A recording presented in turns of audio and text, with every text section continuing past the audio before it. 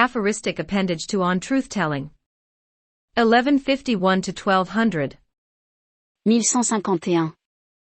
Aphorisme Covid-19. Tout au long de l'histoire, il y a eu des personnes qui, pour diverses raisons, ont été traitées comme des parias et qui, pour utiliser le langage courant, ont su ce que c'était que d'être socialement distancés. Aujourd'hui, nous nous trouvons dans une situation unique dans l'histoire de l'humanité où pratiquement toutes les personnes dans le monde ont ce statut à un degré ou à un autre. Tant qu'elle perdurera, on peut imaginer que quelques vrais exclus de la société, ceux qui vivent dans la rue par exemple, s'interrogent, pourquoi sévit-il ? Pourquoi font-ils ce qu'ils ont l'habitude de faire avec nous ? Et, madame, et, monsieur. Qu'est-ce que ça fait, madame, qu'est-ce que ça fait, monsieur ? 1152. Aphorisme Covid-19, une pandémie de mensonges de la part de divers acteurs politiques du monde occidental, voire de la quasi-totalité d'entre eux. Une pandémie d'endettement effroyable accumulée depuis de nombreuses années. Une pandémie de matraquage médiatique qui ne cesse jamais. Une pandémie de complicité de l'opinion publique dans tout cela, car peu de gens veulent voir ce qui est écrit sur le mur. Et enfin, une pandémie de peur et de panique, espérons qu'il ne s'agit pas de violence, causée par un petit virus au trait nettement inquiétant qui, à son tour, provoque l'effondrement de tout le château de cartes. 1153. Aphorisme Covid-19, Brave New World. Un jour, la planète a pris un rhume, tout d'un coup, elle s'est transformée en hôpital géant. 1154. L'aphorisme en tant que mode de pensée s'arrête là où commence la colère, l'argumentation et l'action. Sa vie est la contemplation paisible de ce qui a été, de ce qui est ou de ce qui pourrait être. Sa mort est la guerre ou l'événement apocalyptique qui, comme une grande et dernière épigramme ou épitaphe, met fin à tout. 1155. Le fait d'être battu dans un argument ne signifie pas que l'on a tort, pour la même raison que le fait d'avoir la bonne position ne signifie pas que l'on est en mesure de l'argumenter. 1156. Ah, je ne connais peut-être pas grand-chose à l'économie, mais ce que je sais, c'est que le socialisme et le capitalisme sont tous deux capables d'apporter de bons arguments. Comment les départager ? B. Peut-être qu'il n'y a pas de décision à prendre en dehors de ce que les circonstances historiques déterminent. Les arguments n'interviendraient alors que comme de grands facilitateurs de changements radicaux. A. Cela signifierait que les arguments eux-mêmes sont B. Comme deux types de monnaie, chacun étant à son tour reconnu comme une vraie pièce ou rejeté comme une fausse monnaie. 1157. La différence entre un philosophe et un professeur de philosophie est que le second est aussi un fonctionnaire qui, lorsqu'il s'exprime à ce titre, est d'autant moins un philosophe. 1158. Selon des sources anonymes, les pouvoirs en place ont lancé une expérience sociale à l'échelle mondiale pour déterminer combien et jusqu'où les gens sont prêts à se policer eux-mêmes sur la base d'une peur mal fondée ou d'un danger exagéré. B. Quels sont les pouvoirs en place ? Qui mène cette expérience ? A. Eh bien, je suppose que ce sont les riches et les puissants. Vous ne pensez pas qu'il y a quelque chose là-dedans ? B. Je n'aime pas les théories du complot. S'il s'agit d'une expérience sociale, c'est nous tous qui la menons. C'est nous tous qui, pour une raison ou une autre, avons décidé de vivre dangereusement. Ah, vivre dangereusement. N'est-ce pas exactement le contraire ? Partout dans le monde, les gens se terrent. Ils ont peur de sortir de chez eux. Ils sont pétrifiés par un ennemi qu'ils ne peuvent pas voir, comme un fantôme. Comment peut-on appeler cela vivre dangereusement ? B. Ils risquent de détruire l'économie mondiale, c'est certainement vivre dangereusement. Ils risquent de perdre le mode de vie confortable qu'ils ont toujours connu. A. Croyez-vous vraiment ce que vous dites ? B. Non, pas au niveau individuel. Les gens, en général, sont des lâches. Mais au niveau collectif, au niveau du monde, au niveau de l'époque et des circonstances comme Zeitgeist, il se peut que ces gens, je ne dis pas tous, prennent un risque avec leur vie. Ah, mais tout cela pourrait mener à la ruine. Comment quelqu'un pourrait-il, pour quelque raison que ce soit, se souhaiter cela ? B. Il ne le souhaite pas, bien sûr. Personne ne le souhaite, certainement pas les riches. Mais cela se produit parce que les gens, dans leur cœur, veulent le changement plus qu'ils ne veulent le confort. Pas au niveau individuel, peut-être, mais au niveau collectif. Ils sont fatigués du même vieux monde. A. Et l'excitation des guerres. B. C'est la même chose. A. Mais maintenant, nous sommes tous plongés dans ce changement de monde. B. Oui, c'est ce qui est vraiment unique. 1159. Lorsqu'il s'agit de gérer une situation nouvelle qui échappe dangereusement à tout contrôle, les connaissances et l'expérience qui ne sont pas associées au courage et à la sagesse restent lettres mortes. 1160. Personne n'est à l'abri d'un compromis sur ses principes face à des circonstances changeantes et défavorables. 1161. Si tout le monde faisait ne serait-ce qu'un peu de recherche, le journalisme télévisé tomberait en discrédit du jour au lendemain. 1162. Aphorisme du Covid-19. Jamais la mortalité mondiale n'a fait l'objet d'autant d'attention qu'aujourd'hui. Le seul problème est que, moralement, politiquement et psychologiquement parlant, cette attention se concentre sur une petite partie de la mortalité. Les personnes qui meurent du cancer, des maladies cardiaques, du diabète, de la tuberculose, du paludisme, de la faim, du meurtre, du suicide, de la guerre, des accidents de la route, etc. ne sont pas du tout prises en compte. 1163. Chaque fois que nous nous asseyons sur le trône de porcelaine blanche que l'on trouve dans toutes les maisons, nous nous rappelons à quel point le haut est lié au bas, le pur à l'impur. 1164. La majorité des gens pensent que, du simple fait d'être la majorité, ils doivent être dans le vrai. Mais ils se trompent, car, dans les périodes exceptionnelles, ce sont des personnes exceptionnelles, une minorité précise, qui sont dans le vrai. 1165. Les hommes politiques et les grands médias sont passés maîtres dans l'art de la demi-vérité ou du quart de vérité qui, dans des circonstances normales, n'ont pas beaucoup d'écho ou n'ont pas beaucoup d'effet sur la société. Mais si un ou plusieurs de ces mensonges quotidiens deviennent un élément important pour déclencher une alarme générale qui elle-même échappe à tout contrôle et devient de plus en plus importante en tant que « fausse alarme », son potentiel en tant qu'élément préjudiciable à la société, d'ailleurs au monde est énorme. 1166. L'équation la plus effrayante au monde est la suivante, intelligence collective plus stupidité collective égale suicide collectif. 1167. Entre ce que nous appelons mort et ce que nous appelons vivant, il y a beaucoup d'activité et de transmission. Un livre, par exemple, c'est autant le passé qui se dirige vers l'avenir et le présent que l'inverse. 1168. La raison de la corruption est que les règles contournées pour obtenir un avantage significatif peuvent facilement devenir des règles à suivre secrètement, mais strictement. De ceux qui sont simplement avides à ceux qui sont dans le besoin ou la détresse, un nombre parfois restreint, parfois important de personnes se retrouvent à jouer un double jeu qui, à mesure qu'il devient de plus en plus une habitude, une préférence ou poison de choix, ne leur laisse aucune envie de perdre ce qu'ils y gagnent. D'autre part, la perte de caractère qui s'ensuit est généralement bien supportée, à l'écart de tout ce qui pourrait la transformer en quelque chose de bien pire pour eux, à savoir la perte de réputation. 1169. Les critiques professionnels se livrent rarement, voire jamais, à l'autocritique.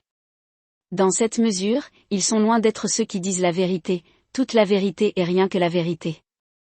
1170. Que tous ceux qui veulent entendre une parabole moderne lisent mon histoire. Elle arrive à un moment où je pense qu'elle peut nous éclairer sur le comportement humain, plus précisément sur le comportement humain collectif. Voyez-vous, tout dépend, d'une part, de l'éducation ou de la formation, et d'autre part, des conditions ou des circonstances.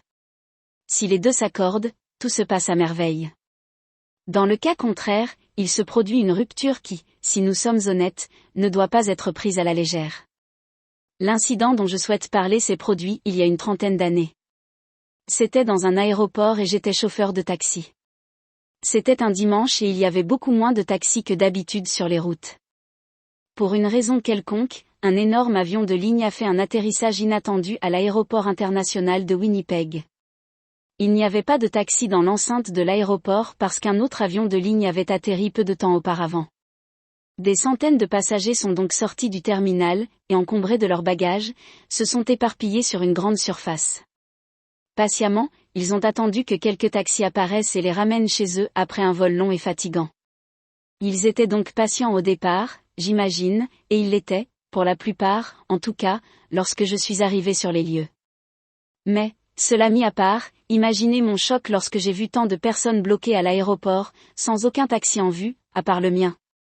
Dès que j'ai été en vue, des dizaines de personnes de toutes les catégories de la foule dispersée ont commencé à me faire des signes, me donnant l'impression qu'ils voulaient que je choisisse celui ou celle qui me semblait le plus dans le besoin. Ce qui a suivi, cependant, était plutôt une combinaison de deux mouvements instinctifs et très individuels, une sorte d'action et de réaction. La première personne qui s'est écartée de la foule pour réclamer mon taxi a réussi en grande partie parce que son action m'a instantanément incité à freiner. Quelques secondes plus tard, alors que nous nous éloignions, ce jeune homme avait probablement une bonne opinion de lui-même. Il s'est peut-être même senti un peu fier de lui. Que son action m'a instantanément incité à freiner. Quelques secondes plus tard, alors que nous nous éloignions, ce jeune homme avait probablement une bonne opinion de lui-même. Il s'est peut-être même senti un peu fier de lui. En revanche, je suis certain que beaucoup d'autres passagers, du moins ceux qui se tenaient près de lui, n'approuvaient pas son geste. Après tout, il y avait sûrement des personnes plus âgées ou en moins bonne santé qui auraient eu tout intérêt à s'enfuir en premier. L'impétueux jeune homme les avait privés d'au moins une de ces possibilités. Il ne fait aucun doute que s'il avait eu le moindre remords, il s'en serait rapidement débarrassé en pensant à tous les autres taxis qui arriveraient bientôt à l'aéroport. Oui, je suis sûr que c'est ce qu'il pensait pendant que je le conduisais à sa destination. Je ne me souviens pas de l'endroit où je l'ai déposé. Après tout, c'est la même pensée que j'ai eue lorsque, après avoir terminé cette course, j'ai répondu à la demande insistante du répartiteur de prendre des passagers qui attendaient encore à l'aéroport. Une fois de plus, en arrivant en vue du terminal, j'ai été choqué de voir autant de personnes qui attendaient encore un taxi et qui n'en avaient aucun en vue. Honnêtement, je ne me souviens pas qui est monté dans mon taxi cette deuxième fois, mais je suis sûr que l'opération d'embarquement s'est déroulée selon la politesse habituelle et que les gens ont laissé là où les personnes qui faisaient la queue prendre le taxi, ou bien là où les personnes qui en avaient le plus besoin. Quoi qu'il en soit, j'ai une fois de plus été confronté à l'étrange phénomène des dizaines de personnes qui essayaient de m'interpeller alors que mon taxi approchait du terminal. Il ne pouvait s'agir d'une réaction rationnelle puisqu'il n'y avait manifestement aucune raison pour que je contourne un grand nombre d'autres passagers pour arriver jusqu'à eux. Bien sûr, dès que mon taxi a été occupé, ils ont cessé de me faire des signes frénétiques et ont à nouveau arboré des expressions patientes, mais fatiguées sur leurs visages usés par le voyage. À ce stade de mon histoire, qui n'aurait pas une bonne opinion de ces représentants de la société civilisée? Qui ne penseraient pas que leur patience, leur maîtrise de soi, leur tolérance, et oui, même leur générosité sont des caractéristiques déterminantes.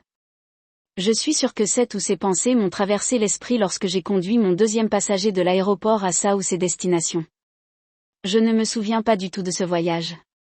Maintenant, alors que je m'achemine vers la conclusion de cette histoire, peut-être aurez-vous déjà une idée de ce qu'elle doit être. Cela devrait être particulièrement vrai lorsque je vous dirai que j'ai dû faire un troisième voyage à l'aéroport. Peut-être que le dénouement sera encore plus clair quand je vous dirai qu'une fois de plus, je suis tombé sur un grand groupe de passagers fatigués et probablement affamés. Des gens, pour le dire encore une fois, qui attendaient des taxis qui, du moins en grand nombre, ne sont jamais venus. Enfin, si je vous dis qu'une fois de plus, j'étais le seul taxi en vue, vous savez peut-être déjà où je veux en venir.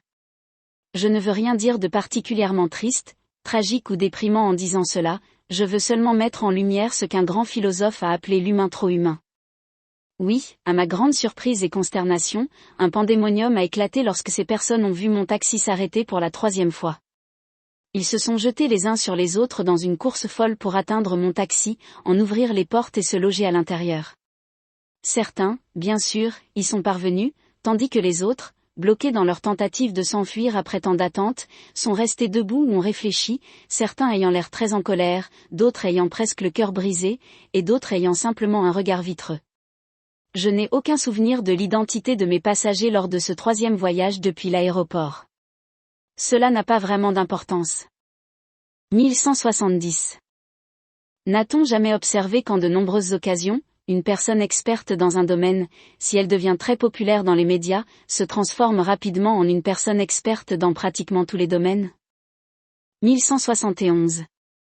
On pourrait dire que le concept des droits de l'homme a été élargi ces dernières années pour inclure presque tous les groupes identifiables de manière aussi complète et équitable que possible. On pourrait également dire que le sujet est controversé dans au moins certains domaines où l'évolution morale et éthique est incertaine. Ce qui rend la situation encore plus délicate, non seulement dans ces domaines, mais d'une manière générale, c'est le fait que, lorsque les sensibilités atteignent un certain niveau, beaucoup sont prêts à dévaloriser un droit fondamental comme la liberté d'expression pour exercer un droit nouvellement créé comme la protection contre celle-ci. 1172. Aphorisme Covid-19. Les virus existent depuis la nuit des temps et chacun d'entre nous en transporte des billions chaque jour. Vous croyez que le monde va s'améliorer en transformant tout en chacun en germaphobe ? C'est plutôt une recette pour un désastre. Je mets de côté toutes les préoccupations moins graves, mais tout de même importantes si jamais une peste plus virulente que celle qui sévit actuellement venait à se manifester. 1173. Ah, oh, c'est horrible. Voyez-vous ce que cette personne a écrit ? Il dit en substance que pour l'instant, en pleine pandémie, nous sommes prêts à sacrifier notre économie pour protéger les malades, les personnes vulnérables et les personnes âgées.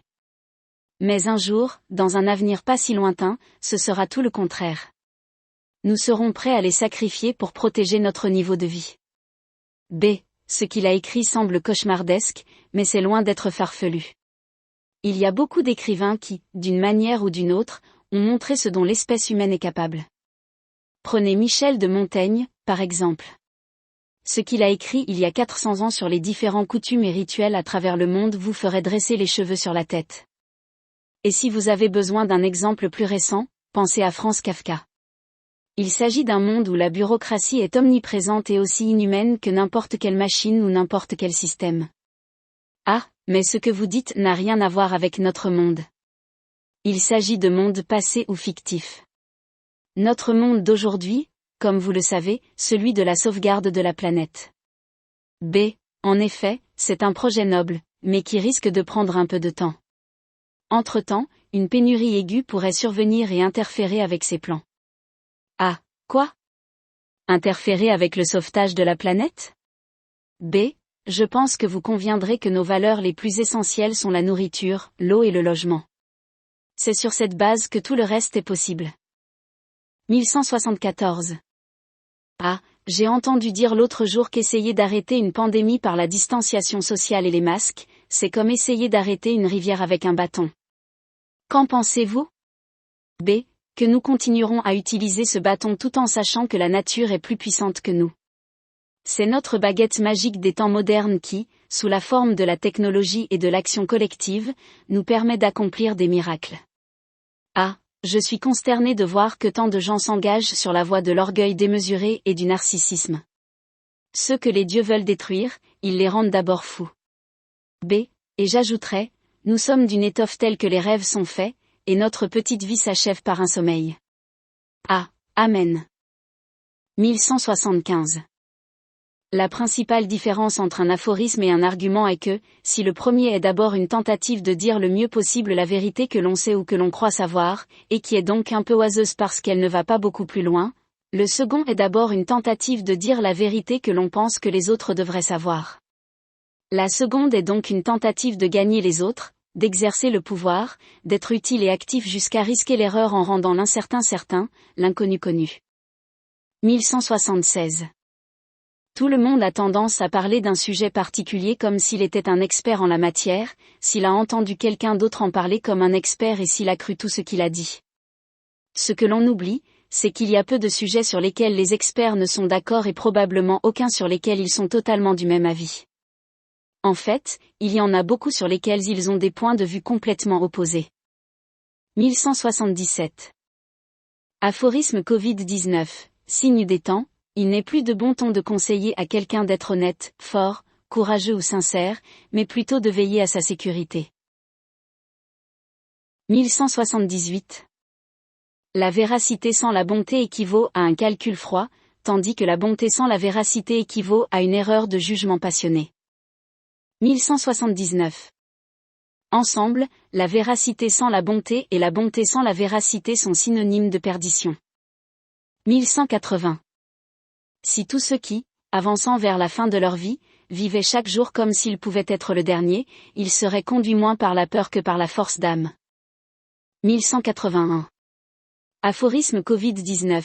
il est possible qu'avec le recul, les historiens écrivent qu'il n'y a jamais eu autant de bêtises crasses, pour ne pas dire de lâcheté, dans autant de secteurs différents de la population qu'aujourd'hui. 1182. Aphorisme Covid-19. En ce qui concerne certaines maladies comme la grippe, certaines personnes qui l'attrapent n'auront aucun symptôme, d'autres auront des symptômes légers, d'autres encore auront des symptômes graves et d'autres enfin mourront. Mais quelqu'un pense-t-il qu'il puisse en être autrement? 1183. Ce que les médias ont le pouvoir de faire, c'est de rendre central, au moins pour un temps, ce qui n'est en fin de compte qu'un événement marginal. 1184.